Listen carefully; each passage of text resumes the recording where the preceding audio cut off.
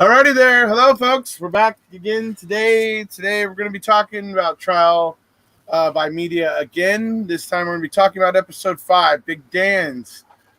This one's a particularly troubling and disturbing, case story. It's really sad. It's truly unfortunate. Joking. And we got some bones to pick with some things in this, obviously,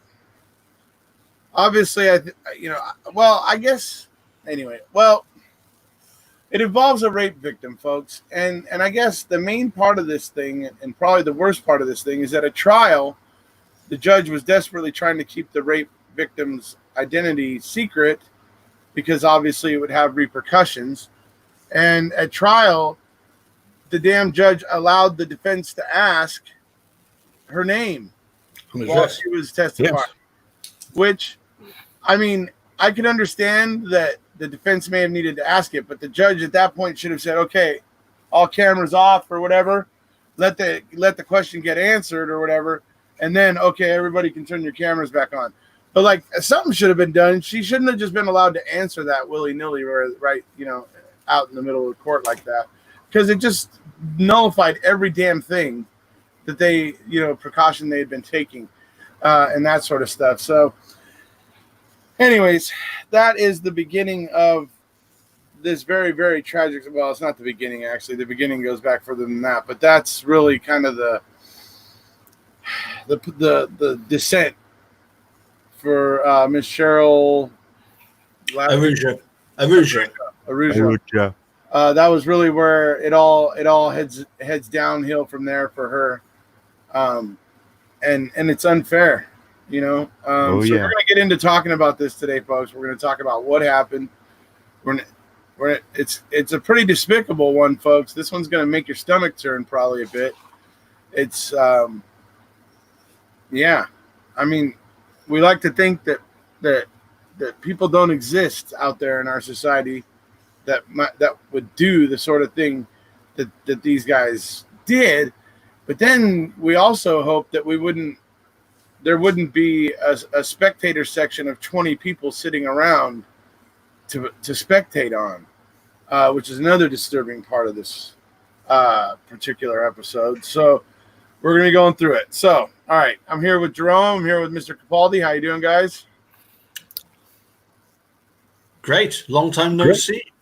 Where have you guys been? No. Okay. We are fine. Yeah, it seems like you're always in Southern Cali nowadays. Jeez. I'm loving it here on Crunch Island. Crunch Island's over. I just love it here on Crunch Island's over more by the UK there, buddy. That's right next door. Crunchberry Vineyards. Yeah, like you said, today it's special. I think it's really anger me for myself. When I saw this episode, I was really, really angry because, like I've told you before, I know personally 2 friends of mine was victim of rape, and in this kind of situation, there is absolutely no. Difficult to describe. Yeah. Because no, go ahead. Well, it appears Cherie had something similar happen to a friend of hers back in 1990. It's just disturbing what happened here, folks, because what the story is here. Well, there's 2, I guess, sides of it. So we're gonna go through the victim side of it. She was on her way home one night. She was out of cigarettes, and she realized that on her way home was this bar where she could stop and she could buy a pack of cigarettes on her way home without having to go all the way to the store, which I got the impression would have been out of the way a bit. It would seem she was on foot. She was walking, And so she goes to this bar to get some cigarettes, and it turns out a friend of hers is like a waitress there. So they sit down and have a drink, her and her friend. Her friend ends up getting up from the table they're sitting at and leaving. And she's there finishing her drink. When she finishes her drink, she gets up to leave. And as she stands up, she gets grabbed from behind. And what happens for the next 2 hours is she's repeatedly raped by 4 gentlemen on a pool table in this bar with about 20 people sitting around watching. So that is what happened here, or at least that is one side. The other side of it is the guys who were responsible for this, in many ways, claim that one of them was playing with her, teasing her. Claims, I mean, and this, I'm going to say claims because this stuff is hard for me to believe, because I don't believe even the most willing female in the world generally doesn't like to do it in public right in front of everybody. They, even the women that are really into it still want privacy. So I find it hard to believe that he convinced this young lady to want to have sex publicly. But here's what he claims happened. That he pulled his penis out and put it up against her cheek and then pulled it back. And he claims that she then giggled or laughed or something. So he kind of put it back close to her again or whatever, and he says she took it. And that's how he claims it started. So when it comes down to it, here's the thing. I, number one, don't believe that it was consensual to begin with. But even if it was, folks, even if it was, which I don't believe, it reached a point of not being consensual when 3 of this dude's buddies came up, grabbed her, and moved her to the pool table and proceeded to do what they do. All 3 of them taking their turn, 4 of them taking their turns for 2 hours. You know what I mean? And there's testimony from one of the people. Shameful that they all just sat there and watched it. But the one dude that was there described the look on her face, because the lawyer asked him, what was the look on her face while this was happening? And he says, she looked really scared. He said, I've never seen anybody look that scared in my entire life. Okay? So you know what that look on her face means, folks? That means it was no longer consensual. So even if you can con yourself into believing that it was consensual to begin with, there's no way it was consensual by the end. So no matter how much you want to fool yourself, this was rape. Yes. It was absolutely rape. No question, rape. So that's guys. Yeah, she ran out. She ran out of the bar, apparently just wearing her pink jumper. Yep. I mean, if this was consensual and she was quite happy about it, why is she running out into the street hysterical, half naked, flagging down 3 passers-by who then realise she's in distress and help her? Yeah, of course it's all, as some people would call it, it's BS. Yeah, but if she was a working girl who was accustomed to performing public acts in a bar like this, which I don't believe she was, then she would have obviously, when it was done and over with, she'd have collected herself up, put her clothes back on, said, pay the lady, and walked out with her head held high. Because that's if that's who she was, but that's not who she was. Yeah. So. Just to answer Gray and Moss, yes, the film was called The Accused in 1988, starring Jodie Foster. Yeah. That was the film that they remember the movie based on this again. The scenario of this attack. I mean, what amazes me was the fact that these guys, the way that their sort of immediate community felt that they were being attacked by the media, and therefore they circled the wagons and ended up trying to defend the actions of their own people. what should have happened is that they should have been castigated by their own community and being told, in those circumstances, you go in there, you show remorse, you admit to what you did, you show remorse, you accept whatever is coming your way. Right. And the court Why are you bringing this bad press on our community doing this kind of knucklehead crap? That's what should have been being said. Yeah, absolutely. By the Portuguese community, not what they did. What they did was horrific. Yeah. Just acting like nothing happened, like nothing was wrong, and then they go on to accuse her. Oh, she asked for it. Yeah, really? Show me the proof of that. Yeah, it was the worst. The testimony of she had the I've never seen anybody look as scared as the look on her face that day or whatever. That testimony tells me rape. It's rape. Yeah. Even if it didn't start, even if, as you want to claim, it didn't start out as rape, it became rape. No matter what, rape. So it's like the fact that community didn't just cast a blind eye to that and wanted to make it personal. I have no kick with that decision by the Portuguese community. Yeah, and when you hear this guy testify, and he see this girl scared a lot, but it don't move a lot. It don't move at all. He looked. If I am in the same how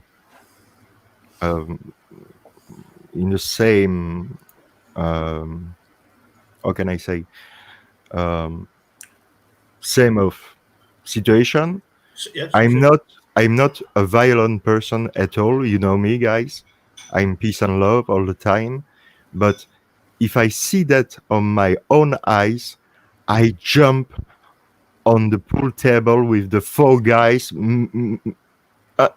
Also, if there are 20, I go and I jump on a face to try to help the girl, the woman, and I'm not violent, and so it's a rape.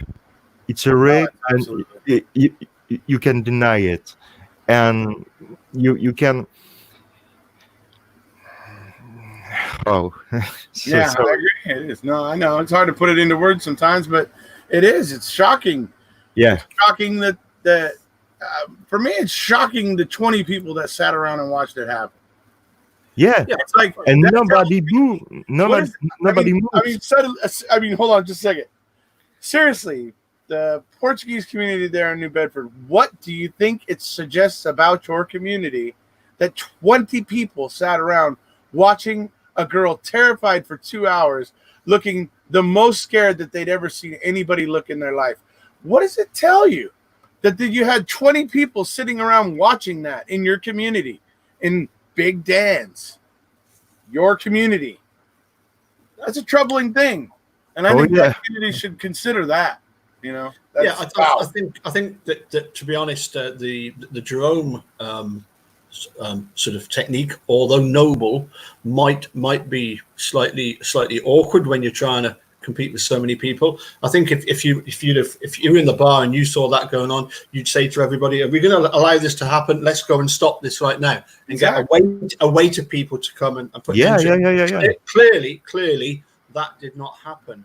But no. What's the other side of the pancake, if you like, to the fact that the community, the Portuguese community, should have sort of outcast these rapists. The other side of the pancake, of course, is the fact that there was a lot by the media. There was a lot of stirring up of local people, and you'd even got people saying, these immigrants. These immigrants should be sent back to where they come from.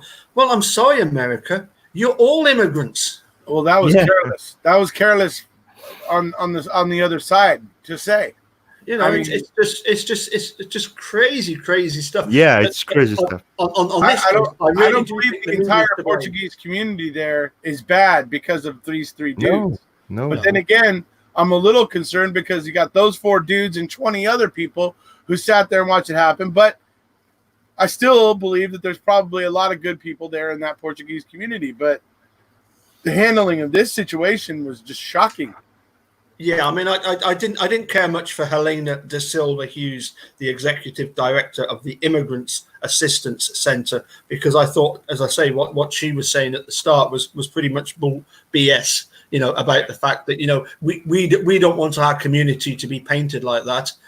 I'm sorry, Hen. That's what happened. It happened in your community. That happened. And what are your community going to do about it? You've tarnished all of the community by supporting rapists. Right. Right. And yeah, exactly. And victim shaming to avoid responsibility. Yeah. Yeah. Yeah. Well, it's the worst. It's the worst. It's the worst. Yeah. So. The other show I really took exception to was, once again, we have one of these wonderful judges who, having made the crass decision of televising a rape trial, and having a smidgen of common sense in saying, well, we can't actually have the cameras on her, but then to not think about, naming her. Yeah. It's live TV, and what the judge said, Judge William Young says, that blame is at my door. Yes, and do you know what the consequences are? F all.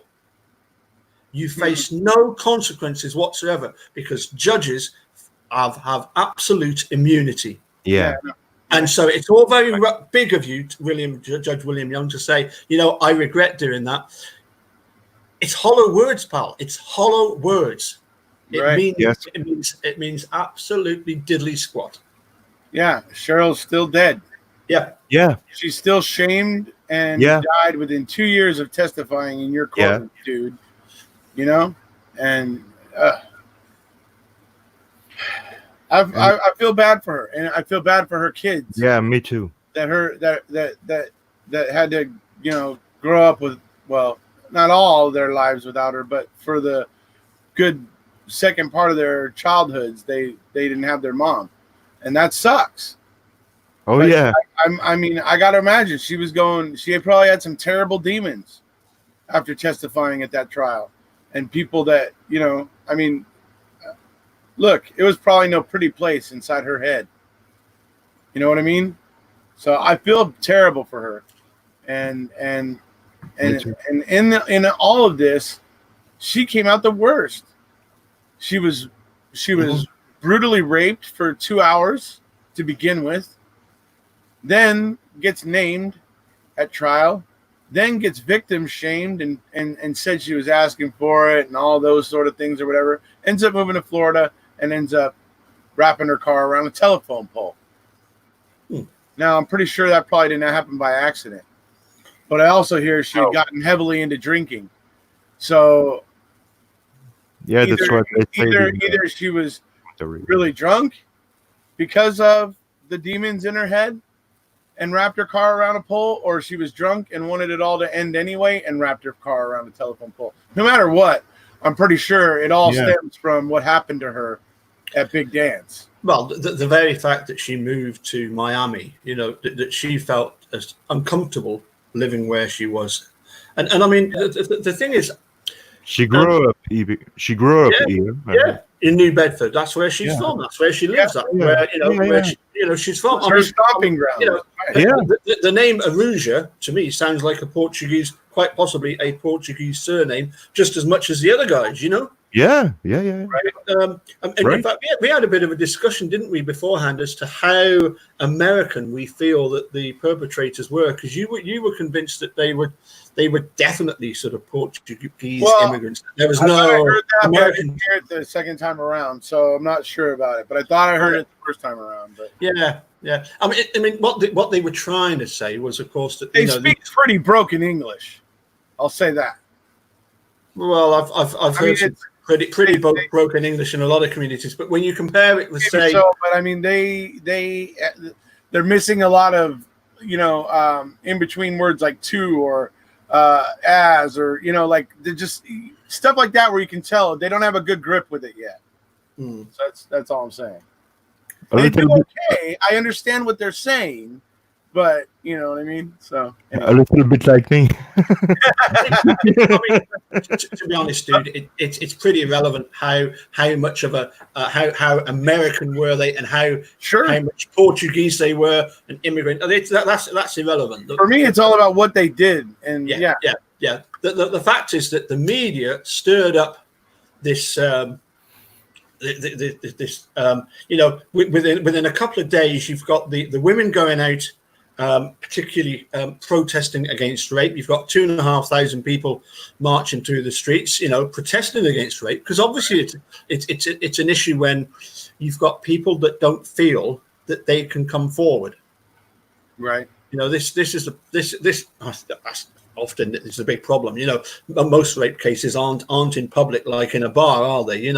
It's one person's word against somebody else. Has there been incidents in the past, the odd occasion when somebody has made up allegations against somebody to try and get them into trouble? Yes, that has happened. But to go running out in the streets half naked, it tends to prove to me that she is completely innocent of any.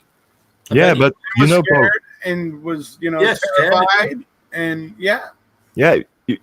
For me, but this is just my point of view. But for me, there is no excuse at all, and this girl, this woman, this girl at the time, have nothing to prove to show. Yeah, she shouldn't have to prove that she was a victim. She was a victim because she was a victim. Of course, she was, and right.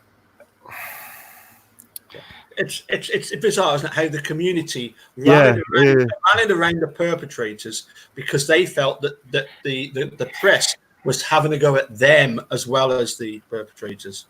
Well, that's what I mean. I have a bone to pick with the Portuguese community there in New Bedford's kind of perception of what happened, because and it was a wrong perception. Yeah, I think though it was more sort of national. That there were some people back then, obviously some guys. You saw that one guy stood up in a talk show, was it a Donahue show, saying, you get some women and you don't know if they're asking for it. Well, if they're asking for it, they will ask you for it. That's a simple thing. If they come and ask you for it, then you know that they've been asking for it. Then go ahead and enjoy it. But if they haven't asked for it, it's wrong. And they're exhibiting signs like the most scared look you've ever seen on somebody's face in your life.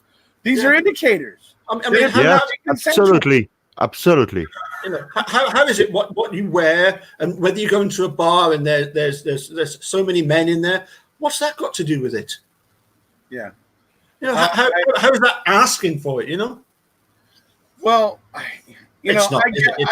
don't like that mentality, but it could be that certain people dress a certain way to indicate to each other certain little unspoken messages, and that maybe could be what they're referring to. I don't know.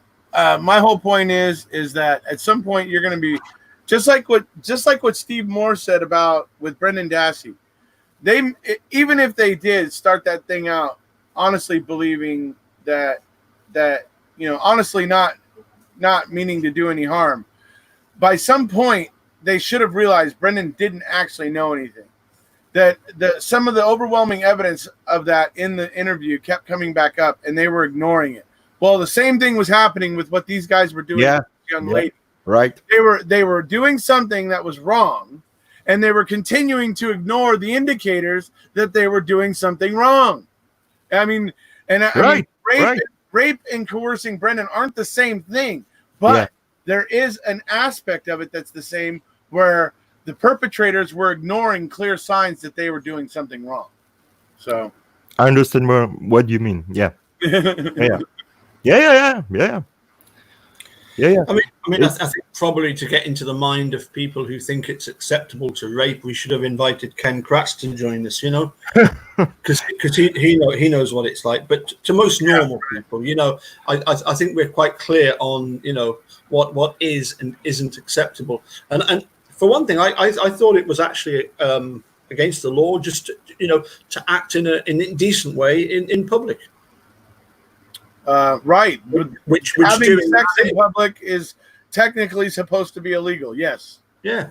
Sometimes inside of businesses, if the business owner condones it, and there's certain things that can happen sometimes that allow certain situations to happen, but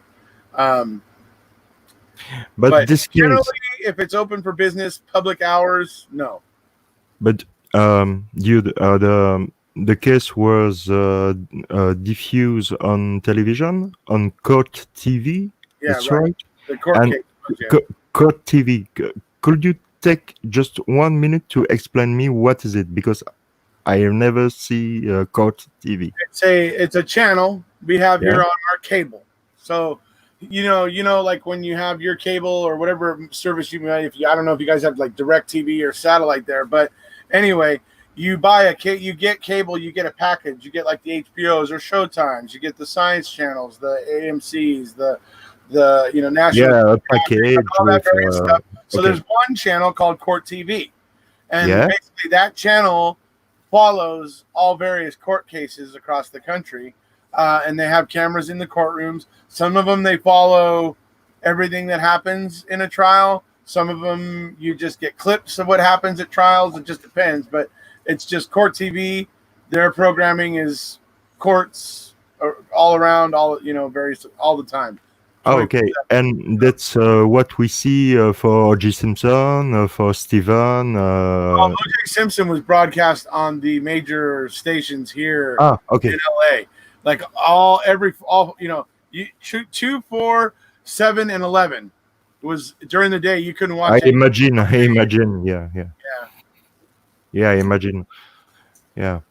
I'm really sorry. Thank you to hear about Manda's experiences. I also that's ridiculous. Being told that they're not babysitters, they should take it far more seriously. Yeah, that is absolutely. Yeah. What I was going to say, Jerome, about Court TV is, all the footage that we've got of the trial of Stephen Brendan. That was all supplied by Court TV. Oh. Warner Brothers is holding on to the freaking Stephen Avery footage.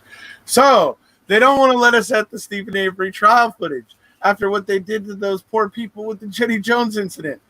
Folks, maybe we could do something about that. Maybe we put some heat on Warner Brothers to give us the trial footage. I don't know. Let me know what you guys think. Let me know if it resonates with you. I think it might be fun. Those bastards. Oh, man. They're holding the Avery footage. Oh, I don't know, guys. Let me know what you guys think. If you guys want to try and go after them and start doing some emails and some tweeting and make their life hell for a little while and see if they give us the trial footage. Well, again, it's maybe a little bit like the Brendan jail calls. I think that Laura and Moira will have all of that footage, won't they? Because they were there every day filming as well. Yeah. So if I can only imagine that the stuff that's really important we have seen. Here's my opinion about that. When it comes to Brendan's personal jail calls and Brendan asks that he doesn't want them made public, then I respect Brendan's wishes about his personal jail calls. But when it comes to trial footage, trial transcripts, trial audio, trial, anything trial, in my mind, it's open game. And I won't listen to anybody who tries to tell me not to look at it. But anyway. I'm just wondering if one of the problems there now is, though, that if because it has become an issue, it would only require some members of the Guilty community to deliberately now go and have a freedom of information request to get hold of those and make them public anyway, just to spite everybody, exactly what I was talking about. The I'm freedom, excited. yeah, yeah, no, I just yeah, good point. I wonder what the as I say, if there was anything of any value to the state, they would definitely have used it by now. And if there was anything of value to Kathleen But Zellner, Stephen and Stephen driven the law of an eye rider, they're going to find out in the not too distant future from foul play. So that's fair enough. you know, in my mind, if it's easy, it's really easy. If something in these phone calls involved Brandon or Stephen for a worst thing, the accusation or Ken Kratz or somebody else, Bram Schimmel or somebody else, uh, take these phone calls and um, and try to do something to, you know what I mean? So that means to me there is nothing embarrassing for Stephen and Brendan in these phone calls. For me, they just maybe Brendan don't want to, to, to the public listen the phone call because in my mind, and maybe I'm wrong, I don't know, but for me, Brendan is still a kid. Oh yeah, He is still 15, 16. 16. Yeah. He is still 16 Yeah, he because might be physically 30 years old, yeah, but yeah, yeah. Okay, in there, I mean, he was Yeah. taken straight from yeah, school, remedial classes, yeah, yeah, yeah. thrown in jail. Like, Because there after March 1st, uh, Brandon had no life again. He was all the time in prison. So after March 1st, he stay a kid for me. He stay this kid. Maybe he grow up, yeah, yeah, but he stay this kid. And this kid today don't want his phone call release because he's shy and don't want maybe to talk about people listen yeah, yeah. conversation, not embarrassing for the case, but embarrassing maybe for It's him embarrassing just for him, and that's absolutely true. I and believe there probably is but a lot of but embarrassing stuff maybe embarrassing for him, but and his family. not a big deal, not a big deal at all. Maybe just a little stuff embarrassing for him, but Yep. not a big deal for the case or for Brendan himself or for Stephen or for the family. But the, for me, it's that because for me, Brendan, it's still a kid in his mind. So if he asks that, I respect that, but in the same times, I'm for 100% of transparency because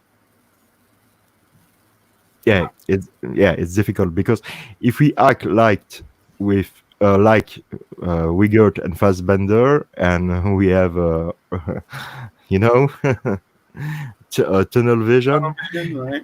the tunnel vision, uh, it's not fair. So we need to be 100 transparency and to be 100 transparency with the your First Amendment, the freedom of Right. uh, y- your First Amendment, Freedom of speech, right? yeah, the freedom of speech and the freedom of information. That's right. Yeah, Yes. Well, yeah, freedom, that's an act. But yeah. yes. Yeah. Uh, these phone calls can can be released for in the seeking of the truth. You know what I mean? But Right. I Well, there's no doubt that the foul play community has all the calls. So oh yeah, that's what this is all about.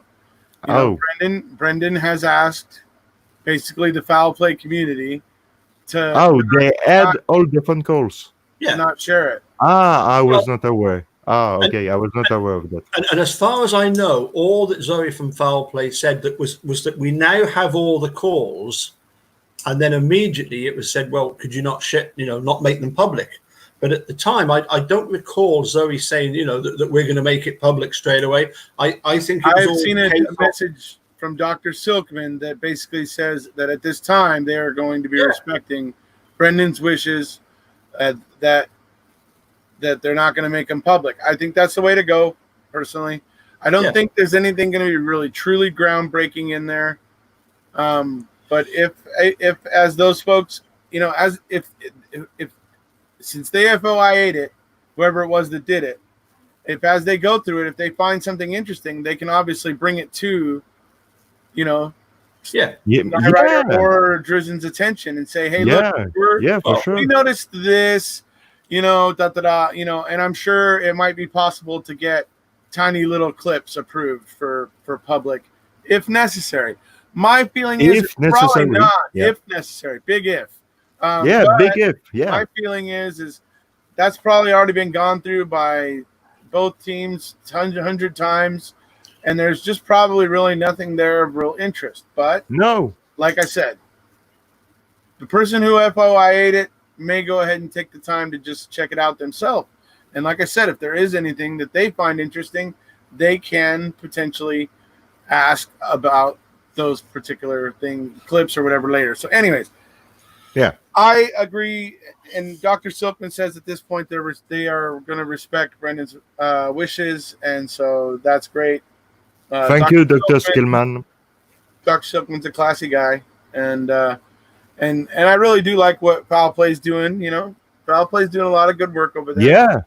They're doing a lot of research. They're putting out a lot of good content, interesting stuff. So my hat's off to Foul Play and everybody over there, Dr. Silkman, Zoe, and everybody over there, Big Jeff, and just everybody over there that makes that. If I can say just one thing, they invited me already 3 times. I have no time because in my new house with all I'm really busy. So I have a report, and before I was sick, and I have report 3 times, but I promise you, Dr. Skillman, Full Play Channel, I promise you that I will go on your channel to make a live chat. I promise. Jerome, you've been a bit of a flirt, haven't you, eh? Saying that you will go and then not doing it, and keeping them hanging on. No, but I'm not afraid of anything because I always stay myself. Always. I don't play a role. I don't act. I always stay myself. So if I'm here on Full Play Channel, there's the same guy. Yeah. No, I mean, I think we know just about all the members there. One Strand and the Rav, Millbilly. They're all there. And a lot of them were around on the Wrecking Crew and going back even before then. The Cozy Heads and all that kind of stuff. Mm-hmm. So they've been around a long time. I'm not thinking that yes, possibly it'll just be most likely it is just a case that Brendan doesn't really want his warts and all conversation about mundane stuff being made public.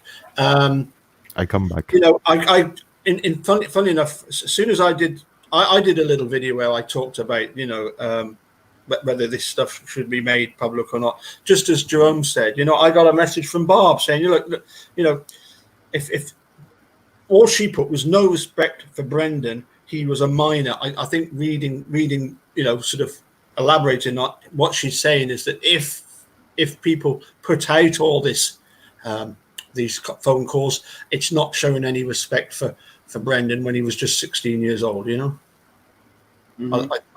I take that as being what she's saying. So just basically what agreeing with what Jerome was saying there. But as I say, the other side of the pancake is the fact that if there's stuff there there is, you know, if it was damaging to Steve and Brendan, the state would have told us about it a long time ago. Right. So you know, it makes you wonder if is there stuff that they don't want people to know that's maybe embarrassing, not so much towards Brendan as more towards other people. That's the thing. So anyway, we're looking forward, obviously, in just 50 minutes time. Foul Play will be doing their video, I believe. Have I got that right? I believe so. Is my timing accurate? It's more like 45 minutes, I'd say, but I don't know. Yeah. Or Well, 50, I guess, but at 2:35. 2:35, so it's yeah. Hello, Jerome. Sorry, I was on my bathroom.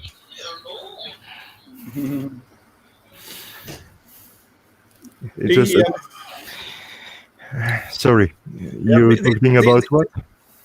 Yeah, just getting back to the episode 5, obviously, of this case. We come back on episode 5, okay. What then would we conclude is the solution of how a case like this should be handled? You know, should the victims risk coming forward? Well, I mean, that's the current world we're in, right? I mean, that's why like hashtag MeToo has come out, because there obviously is a stigma in the world still to this day where some women don't feel confident enough to come forward. I don't know, so that's why you have things like hashtag MeToo. So on the other side of that, you get some people that abuse the hashtag MeToo, and that hurts the movement. Oh, so, yeah. You got to watch out for both sides of that. But oh yeah, I don't know if you're aware of the situation in France with MeToo. I don't know. I'm not. No. Oh my God, it's crazy. It's crazy because in France, not in Belgium, in France, now there is a special law developed by the new government in France with Emmanuel Macron, and this is completely absurd because they want protect women, and I totally agree. I'm a lover of the woman, all women, and I love everybody, and I love everything because we live in the same universe, and we are all come from the stars, and we are all stars. So we are all the same. But in France, years ago, they had put new stupid law. Example, if you are on the street and you see a woman and you say, hey, girls, and you make a wink. Now, in France, you can, if the woman, the girls,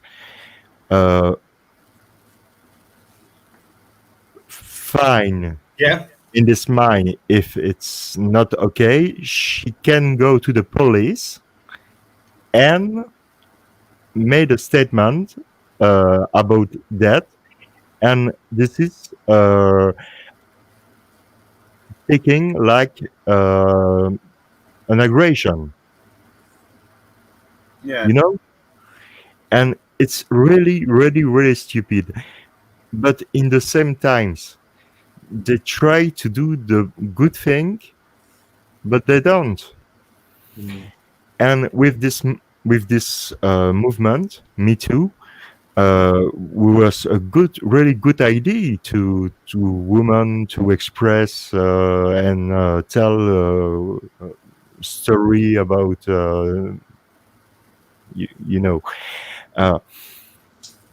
it is really a good story, but like you say, dude, it's it's good, and in the same way, it's a rabbit hole for certain person, because I have personally against no one guy, really one nice guys, really nice, really nice, and with this thing on Facebook, he was really erased, because ex-girlfriend of him arrested him to tell to he was a rapist, but he was not. Mm. And this is the problem with that. But I understand, and Well, like I said, and it happens with anything in life, because sometimes people come along and try to take advantage of a situation. So yeah, that's yeah, what you yeah, get with Me Too. You get the honest side of it, and you get yeah, the to people try that are trying to advantage. Yeah, manipulate yeah, and use it as a tool to manipulate. yeah, yeah, yeah. So it can be both sides, but the whole point is that yeah, that there is obviously still trouble with victims out there because, well, as Mandy's saying over here, she did report, and they basically didn't give a flip. They just don't care. They're just telling her, "Oh, we're not your babysitters." Excuse me. Excuse me. What? Babysit? What? It's It's a not rape. like I'm asking you to come here and watch my oven and make It's sure a my trailer doesn't blow up while I go on vacation. It's like, I'm reporting a crime, you freaking knucklehead. yeah. It's a So crime. but yeah, it's but that's proof right there that there's a certain blasé attitude with certain it's sometimes with law enforcement regarding this. I don't know at all the place. Dude, you know the place? Which place? The place Where Big Dance is? where Big yeah, Dance is in New Bedford. yeah, Yeah. Massachusetts. yeah. It's on the other side of the country to Crunch Island. It's not Ah, close to me. so you Yeah, never travel to I've to never this been to the place? East Coast. Nope. No, have you ever okay. been to Massachusetts? I've never been to the East Coast.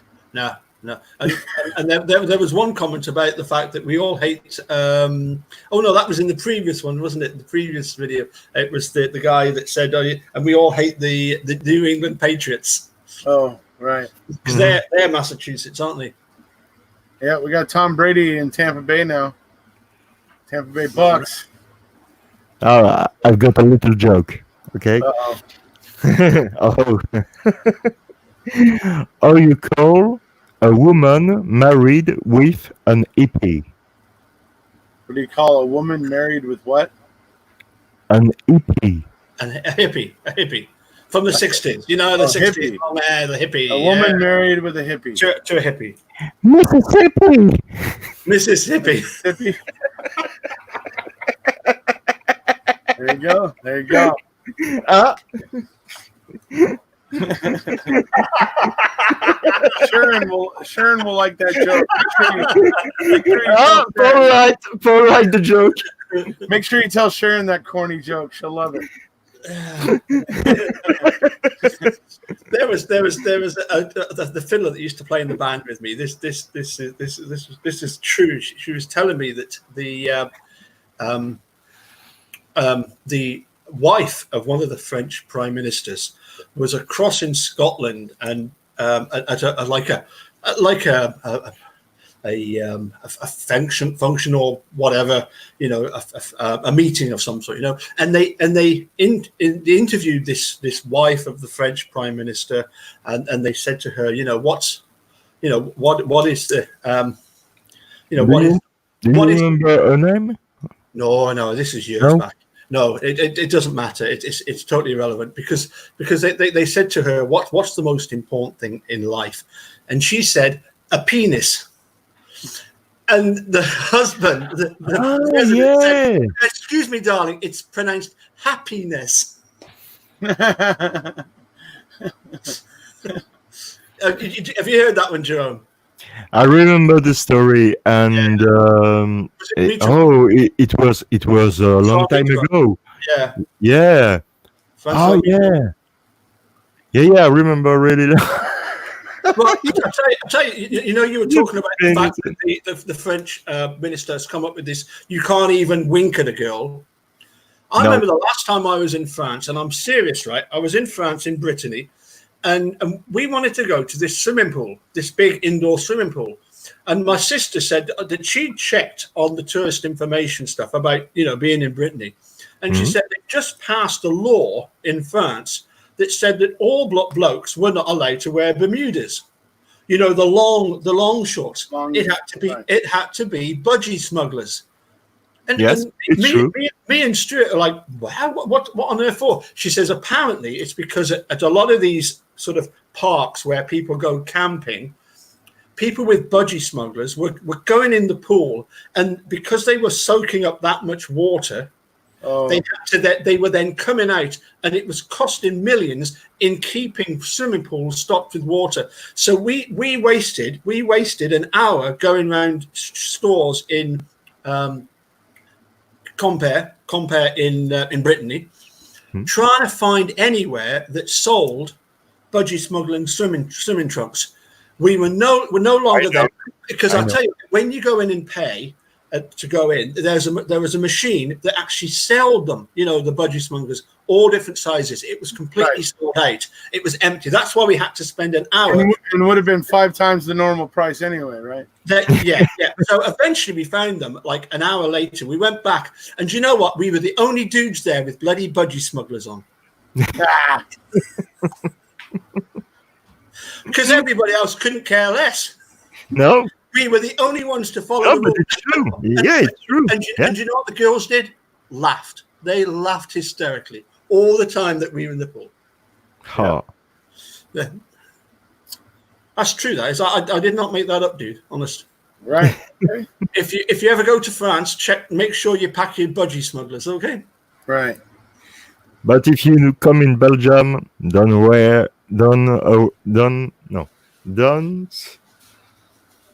The last time I was in Belgium, I was 15 at the time, and we went to Blankenberg. Blankenberg. Yeah, we went to all the places. We went to Bruges and Brussels. Yeah. We went to Genk. Gang, yeah. All those places. It was a great time. Oh, yeah. I really hope one day you all guys and you all in the chat, you all the crew, the family, the friends, all the truthers come in Belgium to drink this delicious beer and eat delicious chocolate and eat delicious Belgian fries. And not French fries. Not French fries. No. How long has Belgium had the potato anyway? How long? 200 and 210 Sir Walter Raleigh years. stop off there on his way back to England? No, I'm just kidding. Well, of course, Belgium is famous also for Brussels sprouts, isn't it? Yeah. Yeah. For a lot of things, but that's what the people don't know. But we are famous for our generosity, for your opening, because we are really open to everyone. To everyone. We don't judge. That's the fact. It's a fact. We don't judge anybody here. We are not like that. We don't judge someone else because he is black, or if he is big, or he is thin, or he is little, or he is tall, or he is Jewish, or he is Muslim. No.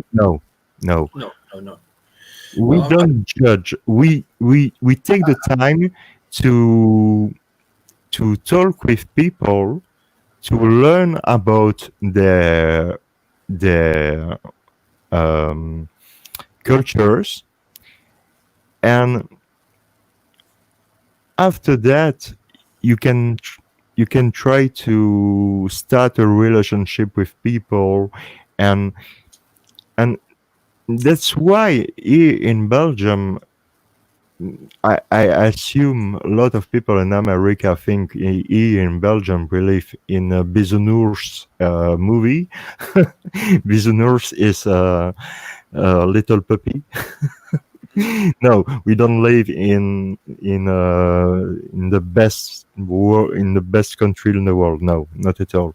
But there is stupid people everywhere in Belgium too, and but where I live here in the south on the country, and all you drink Stella. I think Mandy wants to know if she can get 7 Please. grams if she comes there. Oh no, that's a question mark. Okay, So does he. So does he. He drinks Stella, not very often. I like Stella. and within 2, and somebody's on their back. What I was going to ask though is it not true though that for in the same way that you've got former British colonies, French colonies, Dutch colonies, there's also some former Belgian colonies? Yeah. There is Belgium colonies in Africa, Yeah. on Congo. We are not. I'm not proud at all of that, because we have do a lot of.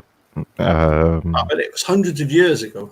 Yeah. But Yeah, look, It's- these things happened in the past, and successive governments have owned up to it, and now you've got people, as you say, from Congo that come to yeah. Belgium. You've only got to look at the national football team, and Oh, you'll see that there are clearly people of African, I know we're all African descent, but of quite immediate African origin.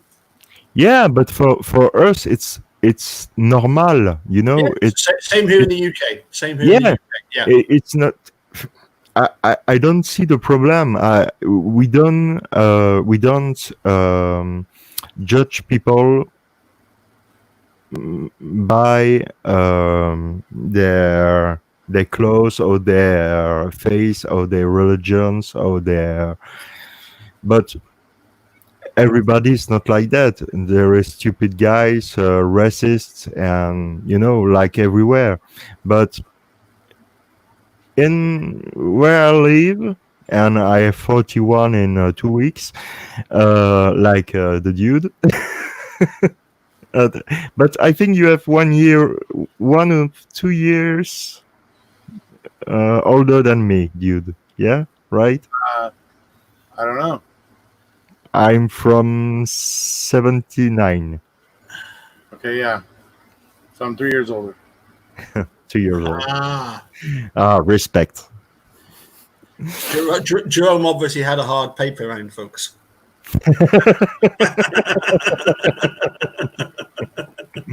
I have my source. Oh. I maybe work with the CIA. Maybe. Yeah. Well, I think according to Richard Boyd, are we not all special operatives or something? What? Bigfoot What you are talking about? What? the Bigfoot impersonator investigation squad.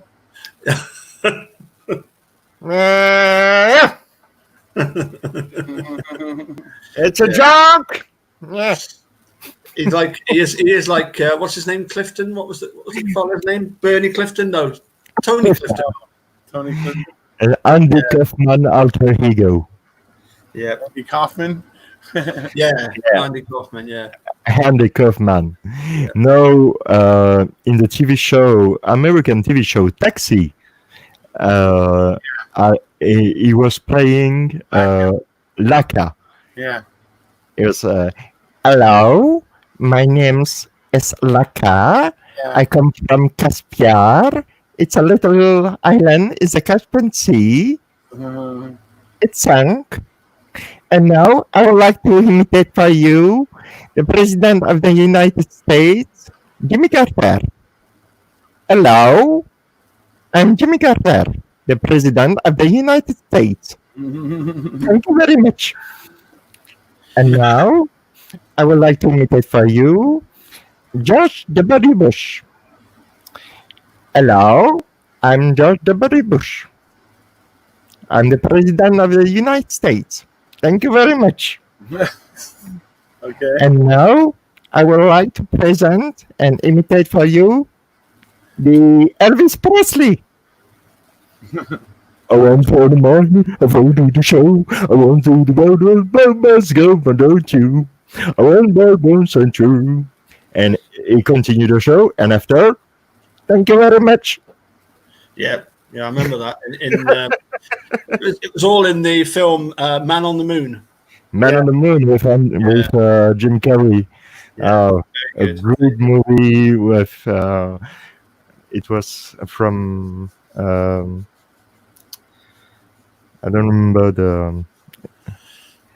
I would say that Mr. Boyd certainly does.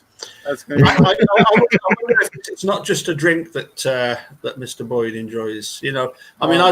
Poco Loco?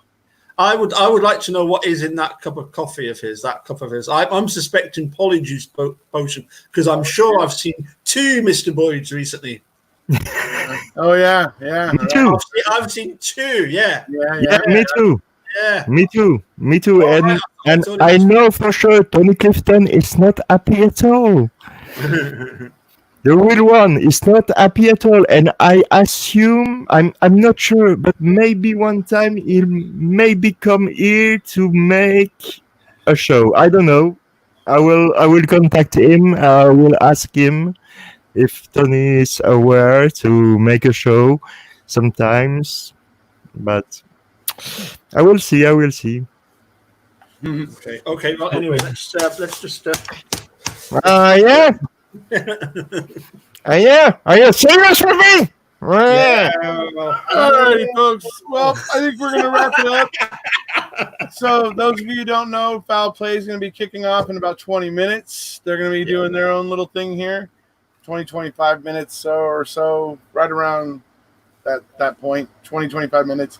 So, we're going to go ahead and say goodbye, and I'm going to go probably head over to the store real quick before they get started. I'd be interested to see what they have to say.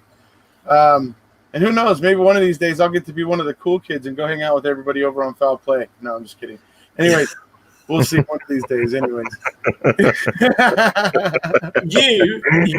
You are a lying toad because I've seen you in Foul Play before. Well, I'm now in the server. Yeah, I see you. Yeah. I'm now in the server. Yes. Yeah. I've just never been on their channel.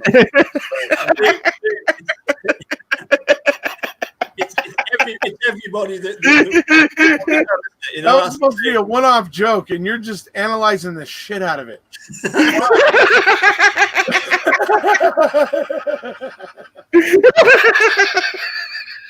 Are you suggesting I have no sense of humor?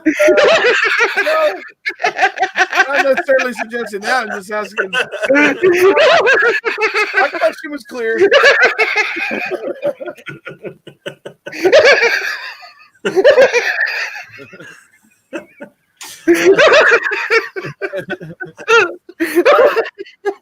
Are you okay? Are you okay? Yeah. I'm sorry, but it's you. It's your fault. Somebody hit him in the funny bone. It's your fault. Yeah, it was my fault. Listen, I know it's my fault. My wife's been telling me that for 27 years. I know it's my fault. Everything's my fault. Right. Yeah. So, folks, I think you know the song and dance at this point. This was a very tragic thing that happened to Big Dan's there. Episode 5 of Trial by Media. You know, like I said, the victim in this was really, Cheryl. And like I said, 2 years after testifying, she was, her demons, I think, brought her to the end that she found. And it's tragic. And the 4 gentlemen, and I use the term gentleman loosely, extremely loosely. Yeah. Only did 6 years. And I mean, it just it just seems like something was a little bit lopsided there. And I wonder if that community, the people that were there at the time pushing to victim shame Miss Cheryl and all the things that went down, do they think differently on it now? Do they look back on it and maybe think maybe we didn't approach that in the best way possible? I certainly hope they do, because I really feel bad for Cheryl and what happened to her. It shouldn't be acceptable for that to happen in a public bar like that with a bunch of spectators watching. It's another disturbing thing about this that I can't shake. So, Me too. Me either. And even if the guy have passed 6 years in prison, I'm sorry, but this is not justice. well, no. I mean, he's still getting to live his life. Yeah, and she's dead. Right. This is not justice. Yeah. So, anyways, folks, if you haven't already, please hit subscribe. Go over and check out Foul Play. They're going to be kicking off here, like I said, in about 20-25 minutes. And see what they got to say. We'll see you then, folks.